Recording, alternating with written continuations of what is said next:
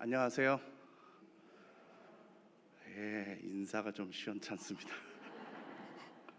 안녕하세요. 반갑습니다. 제가 교회 한 7개월 만에 이렇게 오서 보니까 너무 반가운데 얼굴을 모르겠네요. 아쉽습니다. 아쉽습니다. 오늘 같이 말씀 나누기 전에 제가 농담 하나 하고 시작할까 싶습니다. 전에 어느 교회 나이가 지긋하신 목사님이 유년부 애들은 예배를 어떻게 드리나 너무 궁금한 거예요. 그래서 유년부 전도사님 보고 작년 설교를 하고 내가 유년부 가서 설교를 할게, 한번 한 주를 바꾸자 이랬어요. 그래가지고 이제 한 주일이 돼가지고 유년부로 내려갔습니다. 나이가 지극하신 할아버지 목사님이 내려오셨는데 아이들은 초등학교 1, 2, 3학년입니다. 무슨 일이 벌어졌을까요? 애들이 몸을 비비꼬고 이제 장난을 치고 난리가 나니까 목사님이 설교를 마무리하지 못하시고 포기를 하셨어요. 빨리 마무리를 끝내버렸는데, 그래도 전도사님이 못하는 걸 그래도 한 방은 보여주고 가야 되겠다 싶어가지고 축도를 해야겠다. 목사님 뭔가 한 방을 보여줘야 돼. 축도를 해야겠다. 그래서 이제는 그리고 이제 축도를 시작했는데 맨 앞에 개구장이 둘이 앉아 있었어요. 그래가지고 한 놈이 옆에 있는 놈을 쿡 찌르더니, 야, 목사님은 왜 기도하는데 손 들고 기도하냐 이런 거예요. 처음 봤으니까. 그랬더니 그 옆에서 그 쿡 찔렀던 그 반대 놈이 하는 얘기가, 야, 설교를 저렇게 못했는데 하나님한테 벌 받는 거야 그러더라고요.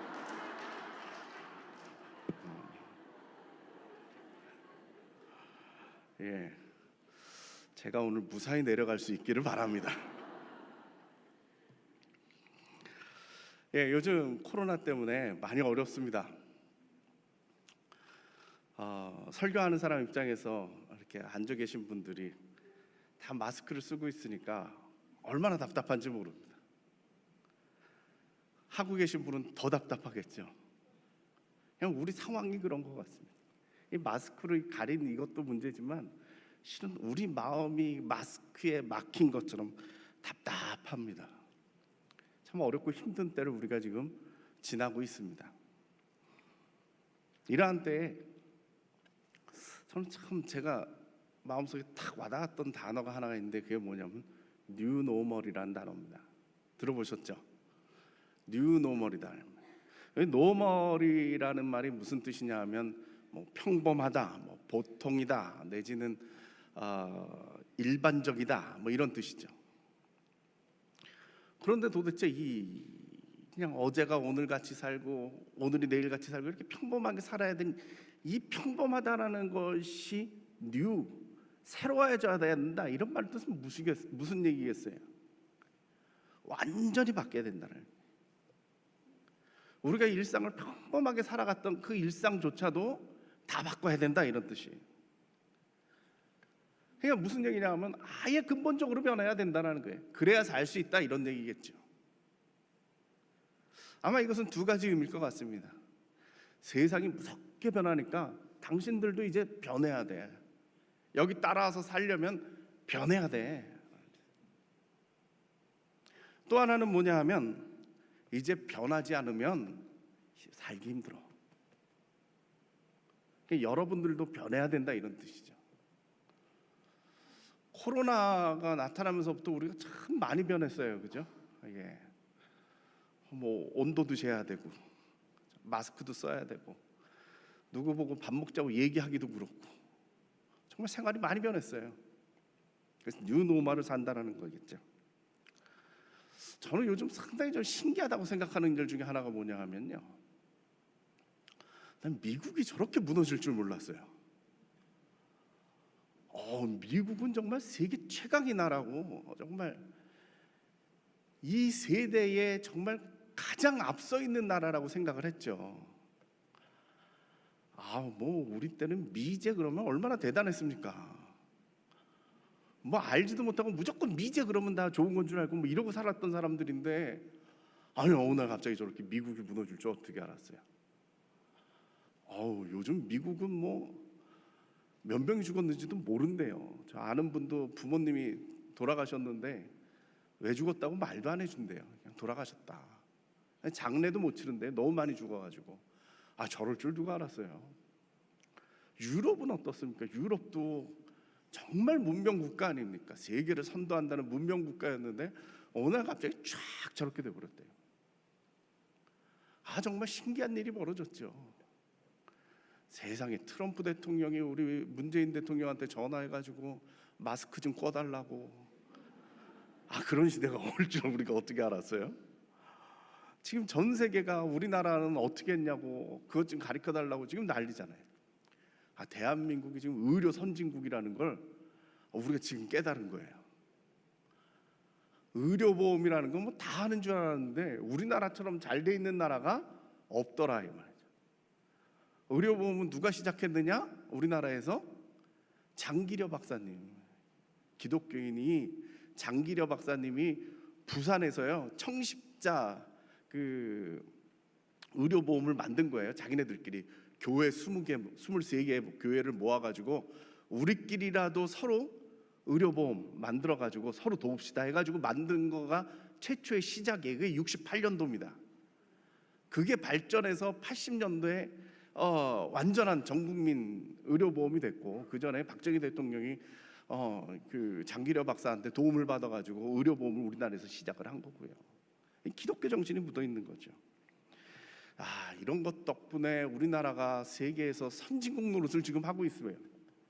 어떤 그 학자는 그러더라고요. 이제 동서양이 바뀌었다. 옛날에 동양이 다 서양 쫓아가느라고 가랭이 찢어졌는데 이제 서양이 동양한테 배울 때가 됐다. 그 말뜻은 단순하게 이런 뭐 마스크뿐만이 아니라 이제 서양의 발전, 성장주의 이런 것들의 한계가 이르렀고 이제 동양의 정신세계가 세계의 주도권을 잡을 때가 됐다. 문명의 전환이다 이런 얘기를 하는 거예요. 뉴노 말이죠. 판이 바뀌었어요. 판이 바뀌었어요. 여러분 코로나가 왜 생겼느냐? 인수 감염이다 이런 얘기 들어보셨죠, 그죠? 사람 인자에 짐승 숫자예요. 짐승한테 옮은 거예요. 바이러스가 원래 박쥐에 살던 건데 그게 사람한테 옮았다고 그러더라고요. 많은 학자들이 지금 확정은 아닌데 그럴 것이다. 이 바이러스라는 게 생명체가 아니에요. 한 반생명체쯤 되나. 이렇게 사람 몸이나 동물 몸에 붙어서 살아있는 자기 혼자 살 수 없는 그런 건데 이게 뭐 미세먼지보다도 너무 작대요. 그래서 어느 과학자가 쓴 글을 보니까 이런 말을 쓰더라고요. 세포, 우리 몸에 세포가 있잖아요. 세포를 볼 수도 없잖아요. 세포에 비해서 이 바이러스 크기는 얼마나냐? 축구장에 축구공 하나 던진 거 수준밖에 안 된대요. 근데 이게 지금 우리를 이렇게 만든 거예요. 자, 근데 생각해 보세요. 박쥐한테 있을 때는 별 문제가 안 됐던 이 바이러스가요, 사람한테 오니까 이렇게 무서워진 거예요. 그래서 제가 여러분 한번 질문 한번 해볼게요. 여러분 살면서 박쥐 몇 번 보셨어요? 몇 번 못 봤죠? 그죠? 저도 30평생에 3번 봤어요.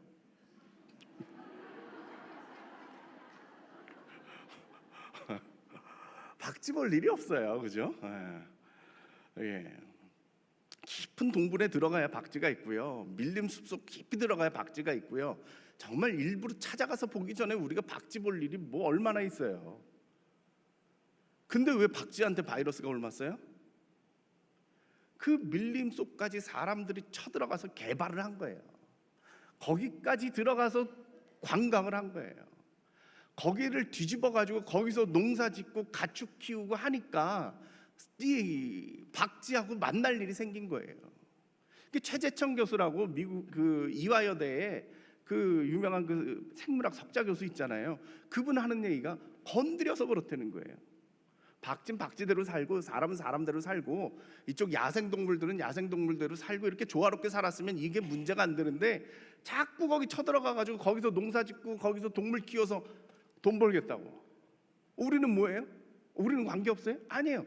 거기서 농사 짓고 거기서 키운 가축들을 싼 값에 우리가 먹으려고 자꾸 소비를 하니까 거기서 돈 버니까 더 많이 만들고, 이 시스템에 의해서 우리한테 왔다라는 거죠. 그래서 이 바이러스가요, 박쥐 있을 땐 괜찮았는데 사람 몸에 오니까 확 변했다는 거죠. 그러면 우리가 어떻게 해야 돼요? 바꿔야 돼요. 이거를 안 바꾸면 계속 이 병에 걸릴 수밖에 없어요. 단순하게 박쥐 안 만난다, 이게 될 일이 아니라 그 동네까지 쳐들어가야 했었던 우리들의 가치관, 소비주의, 욕망, 더 많이 갖겠다는 이 욕심, 이런 것들을 내려놔야 된다는 거예요.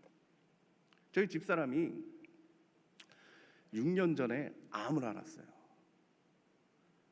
그래가지고 고생 많이 했습니다.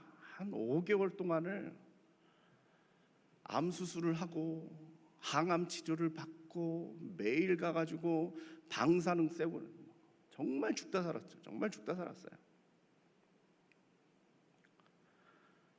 그 5개월 동안은 정말 보통 힘든 일이 아니에요. 보통 힘든 일이 아니에요. 그래가지고 그 치료가 다 끝나면요, 의사가 그래요. 3개월 있다 오시라고. 그럼 3개월 가서 또 찍어보고 검사 맡아서 또 그 다음 3개월, 그러다가 이제 좀 괜찮아졌다 생각이 들면 6개월에 한 번씩 오라고 그래요. 그럼 뭐 살 것 같은 거예요, 우리 집사람은. 할렐루야. 그러다가 또 1년 있다 그래요. 1년 있다 가면, 이야, 이건 거진다는 안 나보다 막 너무나도 좋죠. 근데 저희 집사람이 작년에 10월 달에 그쯤 돼가지고 이제 검사를, 마지막 검사를 맡아야 돼요. 이제 5년이 지나면 이제 완치라고 그러잖아요. 마지막 검사를 받아야 되는데 집사람이 그러더라고. 여보, 내가 5년 그 보험으로 그 카바가 되는 게 5년인데 이게 10월에 끝나는데 검사가 11월에 잡혔어요. 그러니까 의료보험이 10월까지는 보험 적용을 해주는데 11월부터는 완치 환자가 그냥 검사를 받는 거기 때문에 검사비가 비싸다는 거예요. 100몇만 원이 나와요. 근데 여보, 내가 좀 땡겨서 9월에 받으면 한 10만 원이면 돼요. 어떻게 하는 게 좋겠어요? 저한테 물어보더라고요. 제가 뭐라고 그랬겠어요? 9월에 받으세요. 그랬다 나 죽는 줄 알았어. 내 마음도 몰라주고. 그게 얼마나 무서운 건 줄 아냐고. 1년에 한 번 받아도 나 한 달이라도 좀 미루고 싶다고. 그러더라고요. 암 환자들에게 제일 무서운 게 뭐겠어요? 재발이에요. 다시 이 일을 겪고 싶질 않아요. 정말 이 죽고 사는 이 경험을 또다시 하고 싶지 않고요. 그나마 그래서 삶은 다행인데 죽으면 어떡해요? 그러니까 재발이 제일 무서워요. 그러니까 그 퇴원을 하고 나니까 그 다음부터는요, 삶이 확 바뀌는 거예요. 먹는 것도 항상 좋은 걸 먹어야 돼요. 유기농. 하나님이 정말 예비하사 우리 집사람 퇴원하니까 장터가 생겨가지고 많이 먹었어요. 유기농 먹고 운동해야 되고 잠도 잘 자야 되고 건강 관리해야 되고, 거기서 끝나질 않아요. 생각도 바꿔야 돼요. 마음도 편하게 가져야 되고 스트레스 받으면 안 되고. 그러니까 막 사람이 막 너그러워져요. 그래야 산다 이 말이죠. 이게 지금 우리한테도 똑같은 거예요. 우리가 이 병을 또 안 겪으려면요, 우리 생활을 바꿔야 돼요. 이 사회의 체질을 바꿔야 돼요. 완전히 바꿔야 된다 이 말이죠. 그래서 저는 이렇게 생각을 해요. 하나님이 우리들한테 지금 경고 주셨다. 심판이라는 사람도 있는데 심판은 아니라고 저는 생각해요. 하나님이 우리를 뭐 멸망시키겠다, 그런 건 아니라고 생각해요. 단지 너희들의 사는 그 방식으로 계속 살면 창조의 질서가 무너질 것 같으니까 그러지 말고 너희 생각을 바꾸고 너희들의 삶을 바꿔라. 하나님의 경고가 들어오면 어떻게 해야 돼요? 회개해야 되는 거라. 회개해야 되는 거예요. 참 이게 재밌는 단어입니다. 회개가 있고 회심이 있는데 너는 회심이 더 중요하다고 생각돼요. 자, 회개라는 건 뭐냐? 돌이켜서 고친다라는 뜻이에요. 고친다, 개선한다는 뜻이죠. 돌이켜서 고친다 이거예요. 그러니까 뭘 잘못했어요? 하나님께 경고를 맞았어요? 그러면 그 잘못한 거를 안 해야 돼요? 거기서 끝나는 게 아니라 이거죠. 그걸 다시는 안 해야죠. 그게 회개예요. 회심은 뭐예요? 아예 마음을 바꾸는 거예요. 생각을 바꿔야 되는 거예요. 그 죄를 다시금 짓지 않을 생각 자체를 바꿔야 된다는 거죠. 이거를 누가 한국말로 번역을 했는지 너무 잘 번역을 했어요. 우리 지금 해야 될 게 뭐냐? 하나님의 경고를 받았으니까 이 행동을 고치고 마음까지 바꿔서 생각을 바꿔야 돼요. 제가 좀 전에 말씀드렸잖아요. 우리들의 욕망을 내려놓고, 우리의 욕심을 내려놓고, 더 먹고 더 많이 누리겠다라는 걸 내려놓고 하나님의 창조 질서에 따라서 이 세상을 평화롭게 살아야 돼요. 평화롭게 살아야 돼요. 지금 우리들에게 필요한 건 뭐라고요? 회심이 필요합니다. 이 사회적인 회심이 필요하다. 제가 이 말씀 좀 드리고 싶었어요. 이 얘기가 오늘 나올 거기 때문에 미리 말씀을 드린 겁니다. 오늘 회당장 야이로의 딸 이야기를 가지고 이야기를 하려고 합니다. 이러한 때에 무슨 얘기를 하는 것이 좋을까 생각을 하다가 좀 소망 가질 만한 얘기를 했으면 좋겠다라는 생각이 들어서 이 말씀을 가져왔습니다. 오늘 세 가지 정도 주제를 가지고 얘기를 할 텐데요. 자, 첫 번째는 구체적으로 믿어야 합니다.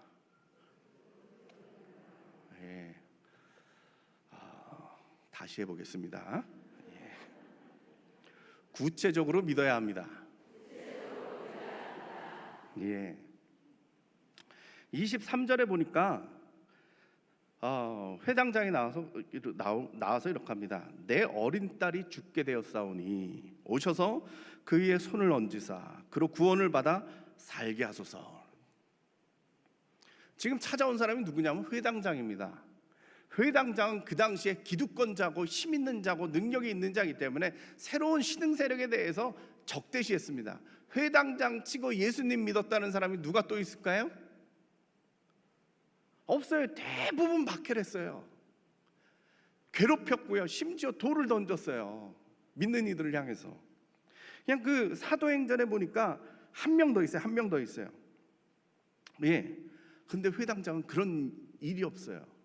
항상 예수님을 박해했죠. 근데 야이로가 회당장인데 예수님한테 쫓아왔어요. 왜 그랬어요? 딸이 아프잖아요. 딸이 죽게 생겼잖아요. 분명한 이유가 있어요. 예수님께 나와야 될 이유가 있어요.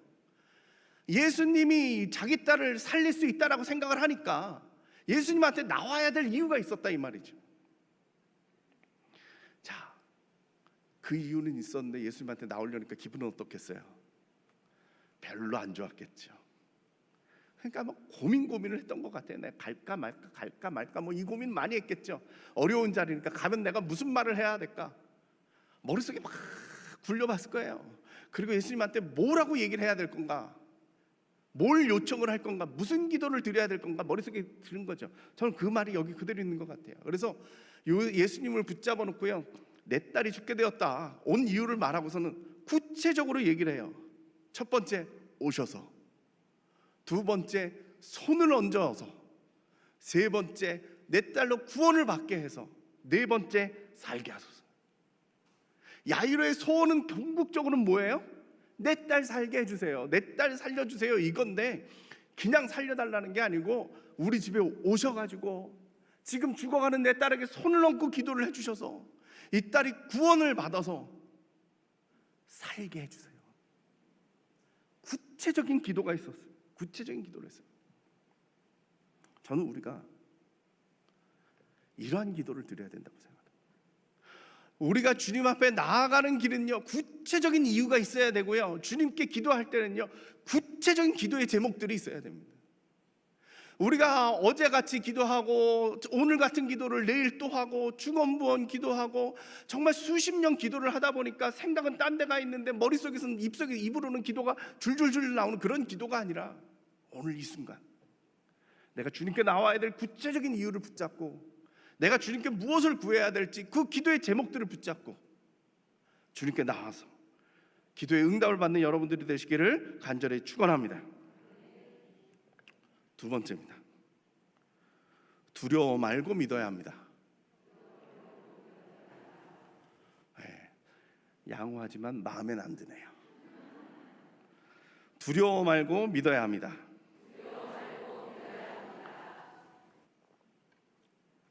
35절에 보니까 지금 예수님이 그래 가자, 그 회당장 집으로 가고 있는데 사람들이 쫓아왔어요. 그 집에서 왔다는 얘기죠. 집에서 와가지고 하는 말이 뭐냐, 당신 딸이 죽었나이다, 어찌하여 선생을 더 괴롭게 하나이까. 정말 기가 막힐 일이죠. 이미 딸이 죽었대요. 이미 딸이 죽었대요. 근데 여러분 주목해서 보셔야 될 부분이 뭐냐, 이 사람들이요, 동네 사람도 아니고요, 길 가던 사람들도 아니고 자기 집에서부터 쫓아온 사람들이에요. 딸이 죽었다 하는 순간 빨리 뛰어가지고 회당장한테 딸 죽었으니까 그만하시라고, 그런 거죠. 무너졌겠죠. 여러분 잘 생각해 보세요. 여러분들을 절망시키고 여러분들을 괴롭게 하는 그 소문은 누가 전해줍니까? 우리 집사람입니다.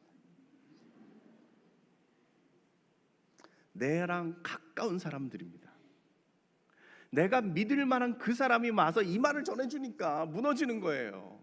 동네 사람이 아예 죽었어 그럼 저 나쁜 놈 이럴 텐데, 그게 아니라 나랑 가까운 그 사람이 와서 이 무서운 소리를 전해주니까 그런가 보다, 내가 무너지게 되는 거죠. 가까운 사람 조심하셔야 돼요. 가까운 사람 조심하셔야 돼요. 야이로도 마찬가지였을 것입니다. 자기 집에 있는 사람들이 와가지고 이 소식을 전해주니까 다리에 힘이 풀려서 무너졌을 것입니다. 딸이 죽었다는데, 내 사랑하는 딸이 죽었다는데, 이제 나이 12살밖에 안 된 정말 눈에 넣어도 아프지 않을 이 딸이 죽었다는데 멀쩡할 사람이 어디 있어요? 무너졌죠. 이때 주님께서 회당장에게 말씀하십니다. 두려워하지 말고 믿기만 하라. 이 말에 흔들리지 말고, 너희 집사람들이 가르쳐주는 그 말에 흔들리지 말고, 거기에 무너지지 말고, 두려워하지 말고 믿기만 하라. 지금 이 구절에서요, 명확하게 예수님께서 지금 회당장에게 말씀하셨다는 거예요. 분명히 회당장의 눈을 쳐다보면서 흔들리지 말라고, 두려워 말고 믿기만 하라고. 지금 예수님이 우리들에게 그 말씀을 해주시는 거겠죠. 우리 믿음은 여러 가지 방해로 인해서 무너질 때가 많습니다. 믿음을 가지고 달려가고 있는데 어떤 사람이 나타나가지고 이미 늦었다고, 이미 아이는 죽었다고, 이제 손을 쓸 수가 없다고, 될 리가 없다고 하는 그 말에 우리는 쉽게 두려움에 빠집니다. 우리들에게 믿음이 있었는데 어느 한순간 우리의 연약한 그 부분에 못 하나 빼는 바람에 그 믿음이 와르르 무너지는 때가 있습니다. 믿음의 사람 베드로가 그렇지 않았습니까? 호수에서 배를 타고 갔는데 예수님께서 호수를 걸어오시니까 믿음이 생겨서 예수님 나도 걷게 해주세요. 그리고 호수로 뛰어들어서 그 호수를 위를 걷고 있는데 바람이 있는 걸 보더니, 믿음이 무너지고 두려움이 생겨가지고 물에 빠지잖아요. 어느 한 군데입니다. 그것에 흔들리지 않으면 설 수 있는 것이죠. 저는 이 사회도 마찬가지인 것 같아요. 이 사회가 우리가 지금 굳건히 섰기 때문에 흔들리지 않는 거예요. 저는 이게 자랑스러워요. 우리 대한민국이 자랑스러운 게 이거예요. 사람들이요, 하도 뭐 전쟁 터진다, 뭐 이런 걸 많이 겪으니까 웬만하면 안 흔들려요. 네. 개성공단이 무너진다고 해도 믿음으로 오잖아요. 바로 옆 동네에서. 이거 뭐 이 정도는 뭐 이렇게 생각하는 거예요. 우린 정말 흔들리진 않잖아요. 네. 요번 전염병 때 라면 한 박스 사신 분 계세요? 뭐 이 정도예요. 근데 이런 거 처음 겪어보는 사람들은 두려움에 빠졌죠. 그래가지고 호주 그 영상 보셨어요? 초기에 호주의 그 슈퍼 화장지 사느라고 그 화장실에서 그 밑에 닦는 그 휴지 산다고 여자들이 막 주먹을 날리면서 싸우잖아요. 그게 뭐라고? 마치 그거 없으면 뭐 큰일 날 것처럼. 그랬더니 이게 소문이 도니까 막 미국도 그 화장실 휴지 때문에 난리가 나고 전 세계가 화장실 휴지 때문에 난리가 났다는 거예요. 우린 슈퍼에서 세일하고 있었는데 한국 사람, 미국 사람이 그 영상을 찍어서 보냈잖아요. 한국은 세일 중 뭐 이래가지고. 그 사람들은 왜 그랬겠어요? 그 말 한마디에, 유언비어 한마디에, 가짜뉴스 한마디에 시스템이 무너진 거예요. 믿음이 흔들리기 시작하니까 두려움에 빠져가지고 사회적인 시스템이 무너진 거죠. 우리의 신앙도 마찬가지예요. 우린 믿음을 잘 만들어 놓고 굳건하다고 생각됐는데 어느 한순간 단 한마디가 우리를 흔드는 거죠. 정말 우리가 잘 믿었다고 생각됐는데 어느 한순간 아차 하는 순간 호수로 가라앉는 거죠. 여러분 이때 꼭 기억하시기 바랍니다. 주님이 우리를 붙잡고 우리 눈을 쳐다보면서 두려워 말고 믿기만 하라. 두려워하지 말고 믿기만 하라. 우리 주님이 약속을 주셨다는 건 꼭 믿으시기 바랍니다. 세상이 우리를 향해서 그 못된 말로 흔들고 그 유언비어와 거짓 뉴스로 너희들은 죽을 것이라 할지라도 우리 주님께서 내 눈을 똑바로 쳐다보시며 두려워 말고 믿기만 하라. 이 믿음 가지고 승리하는 여러분 되시기를 간절히 축원합니다. 세 번째입니다. 달리다곰을 믿어야 합니다. 예수님이 회당장 집에 딱 갔는데요, 이미 그 집은 초상집입니다. 죽음이 그 집안을 가득히 지배하고 있었습니다. 사람들은 심히 떠들며 울며 통곡하고 있었습니다. 어린아이가 죽었으니까요. 그 비통함이 얼마나 컸겠습니까? 이런 말로 할 수 없는데, 그죠? 근데 참 우리가 이걸 보면요, 신기한 게 뭐냐면 떠들긴 왜 떠들어요? 애가 죽었는데. 잘 이해가 안 돼요. 풍습이 다른 거예요. 우리는 애통하면 조용해지잖아요. 울면서 이렇게 지내는데 이 중동 사람들은 애통한 일을 당하면요, 그 왜 뉴스 같은 데 보면 여자들이 알랄랄랄랄 하면서 막 소리를, 막 이상한 소리를 지르잖아요. 그게 슬픔의 표현이에요.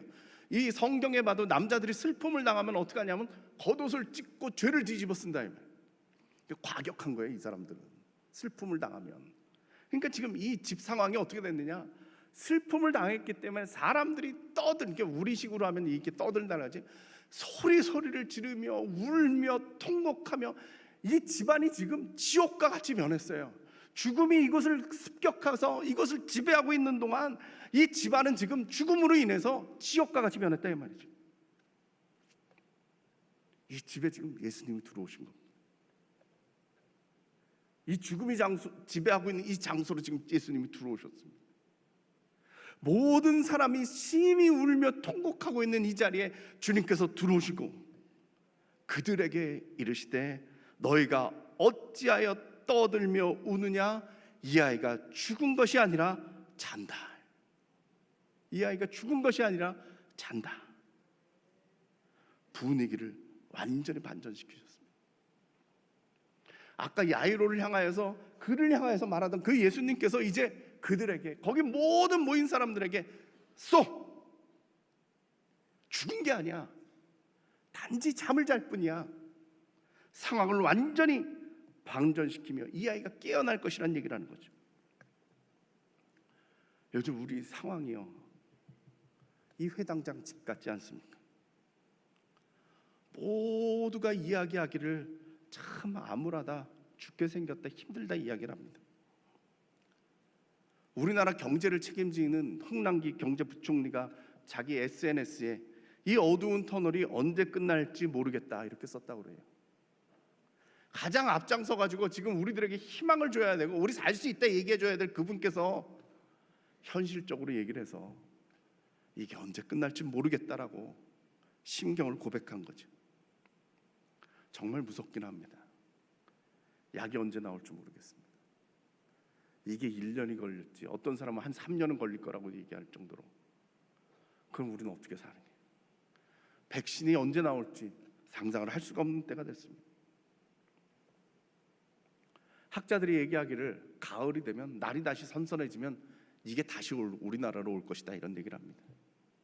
아까 제가 미국도 얘기를 하고 유럽도 얘기를 했습니다만 실은 지금 무서운 데는 남미입니다. 거기 그런 의료 시스템 자체가 제대로 안 갖춰져 있기 때문에 지금 거기서 무슨 일이 벌어지는지 우리들한테 보고조차 안 되고 있습니다. 이게 한 바퀴 더 돌아가지고 아프리카까지 간다고 생각해 보십시오. 그땐 무슨 일이 벌어질지 정말 알 수가 없습니다.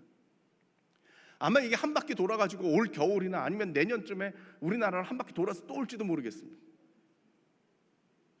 도대체 우리가 어떻게 살아야 될지 모르겠어요. 얼마 전에 한 3주 된 것 같습니다만, 코로나 이후에 이 자살이 터질 텐데 이걸 어떡하냐고 심포지움을 했습니다. 저도 토론으로 이제 참여를 했는데요. 발표하시는 그 의사들 얘기를 쭉 듣고 제가 코멘트할 때 첫 마디가 그거였습니다. 폭풍전야다. 지금은 다들 이 병이 무서우니까 다들 조심하고, 지금 병에 안 걸리는 거 이것에 지금 온통 신경이 가 있는데, 더 무서운 건 뭐냐? 이거 다음에 경제가 어려워지는 게 무서운 거예요. 이게 경제가 무너지면 IMF 때보다 더 힘들 거다, 이런 얘기를 하잖아요. 듣도 보도 못한 1930년대 세계 대공황처럼 우리가 될 것이다. 우리나라가 문제가 아니라 우리 혼자 열심히 한다고 될 일이 아니라 세계 경제가 가라앉으면 어떡하냐고 그 얘기를 하더라고요. IMF가 이제 97년에 오면서 연말에 98년도에 자살률이 거의 2배가 뛰었습니다. 한 해 사이에, 그 전에 자살률이 10명이었는데 98년도에 18.4명, 거의 2배로 뛰었습니다. 저는 무서운 게 이런 거예요. 이제 경제가 어려워지면, IMF 때보다 더 힘들게 되면 그럼 어떡하지? 우리가 대부분 그 시절 겪어보셨죠, 그죠? 그때 참 힘들었잖아요. 얼마나 많은 사람들이 그 어려움을 겪느라고 고생을 했습니까? 근데 그거보다 더 힘들다 소리가 나오는 거죠. 더 무서운 사실은 아까 제가 말씀드렸잖아요. 자살률이 10명에서 18명 됐다고. 근데 지금 자살률이 몇 명이냐? 많이 낮아져가지고 26.6명입니다. 한때 32명까지 올라갔습니다. 인구 10만 명당 자살로 인해서 죽는 사람 숫자입니다. 그러면 이 숫자로 2배가 되면 IMF 때랑 비교가 안 될 거예요. 그럼 왜 그럴까요? IMF는 한 방이에요. 근데 그 이후에 사람들의 생각이 거기에 매였습니다. 돈, 경쟁, 효율, 이런 걸로 인해서 이 세계가 마치 짐승의 세계처럼 밀림처럼 서로 물고 뜯고 싸워야 겨우 살아남을 수 있는 그런 세상으로 변했다라는 거죠. 그러니까 사람들이 돈에 너무 쫓아다니다 보니까 돈이 절대적인 가치가 되고 생명이 상대적인 가치가 됐어요. 가치관이 변한 거예요. 차라리 돈이 없느니 차라리 죽는 게 낫다는 생각이 드는 게 지금 우리들의 가치관이다, 이 말이죠. 이게 IMF 전에는 안 그랬던 생각이에요. 지금 우리는 이걸 당연시 받아들이고 있지만 실은 말이 안 되는 얘기예요. 저는 이 생각을 바꿔야 된다고 생각합니다. 이 가치관을 바꿔야 된다고 생각합니다. 우리를 짓누르고 있는 이 죽음의 문화를 바꿔야 된다고 생각됩니다. 새로운 세상을 만나야 돼요. 그래야 사는 거예요. 이 어려운 상황인데 교회 오기도 힘들어요. 사람들을 만날 수도 없어요. 마음껏 찬양할 수도 없어요. 마스크 쓰고 앞이 답답한 이런 상황이에요. 이곳에서 우리 주님께서 하시는 말씀이 그거죠. 죽은 게 아니라 잔다. 모든 사람이 이 상황은 다들 죽었다라고 정말 초상집같이 변한 이 상황이지만 우리 주님께서 이곳에서 오셔서 하시는 말씀이 분위기를 반전시키면서 죽은 게 아니라 잔다. 그러면서 소녀에게 손을 내밀지 않습니까? 달리다고. 소녀야 일어나라. 다들 죽었다고 했던 그 소녀가 우리 주님께서 달리다고 소녀야 일어나라 하니까 그가 깨어 일어났다라는 것이죠. 이 죽음에 눌려있던 이 소녀에게 주님의 이 생명의 선포가 다시 살리는 역사가 일어났다는 거죠. 믿음을 가지고 두려움을 내어버리고 주님 앞에 믿음으로 달려왔던 이 야이로에게 던졌던 그 생명의 선언으로 인해서 생명이 다시 살아났다는 거죠. 저는 오늘 우리들에게도 주님께서 이 말씀을 주신다고 믿습니다.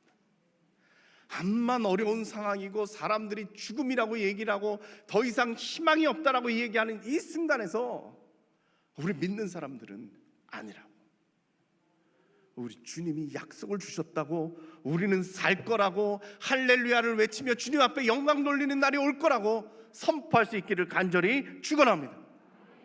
여러분들이 어려운 소식을 들을 때마다, 여러분들이 어려운 마음이 들 때마다, 여러분들이 힘들다고 생각될 때마다 이 말씀을 꼭 기억하십시오. 달리다곰 소녀야 일어나라. 여러분들이 너무 힘들어서 기도할 힘도 없고 입을 열 수도 없는 그 순간이 된다면 단 한마디라도 외치십시오. 달리다곰. 주님이 우리를 살리실 것입니다. 우리만 살리는 것이 아니라 우리를 통하여서 이 죽음이 지배하고 있는 이 대한민국을 살릴 역사가 일어나리라고 믿습니다. 이 대한민국을 통해서 이 세계가 사는 날이 오리라고 믿습니다. 뉴노멀이라는 것은 이제 우리가 열어갈 새로운 세상이라고 우리들이 고백하며 달려갈 수 있는 여러분들이 되시기를 간절히 축원합니다. 기도하시겠습니다. 아버지 하나님, 그 죽음이 지배하고 있는 그 회당장의 그 집에서도 우리 주님께서 상황을 바꾸시며 죽은 게 아니라 잔다라고 이야기하셔 달리다곰 소녀야 일어나라 하시며 그 생명을 살리신 것처럼 주님, 이 어려운 상황 속에 빠져있는 우리들에게도 달리다곰 소녀야 일어나라 이 말씀 붙잡을 수 있도록 인도하여 주시옵소서. 주님이 살리시며 생명의 주인이심을 고백하오니 아버지, 이 땅에 죽음이 아니라 생명의 역사가 일어날 수 있도록 인도하여 주시옵소서. 예수님의 이름으로 기도드렸습니다. 아멘.